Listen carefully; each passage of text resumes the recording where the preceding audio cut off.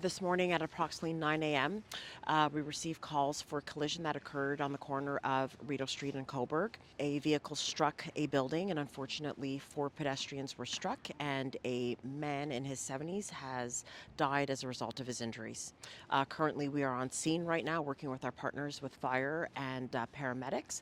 Rideau Street between Cobourg and Charlotte will be closed for some time as our fatal collisions unit's on scene investigating. Whenever we have serious collisions involving injuries and a fatality, we will always secure the scene to gather all that evidence. As you can see, there's a lot of work that needs to be done to determine the cause, if weather conditions, impairment, all of that. So it is closed off not as a crime scene, but in any serious fatalities or collisions involving injuries, we will always secure the scene. And of course, our thoughts are with the families and the friends of the victim who passed. And all we can say is that we always make a plea to our community members for any type of witness, any type of dash cam video, to please get in touch with our Fatal Investigations Unit at 613-236-1222, extension 2345.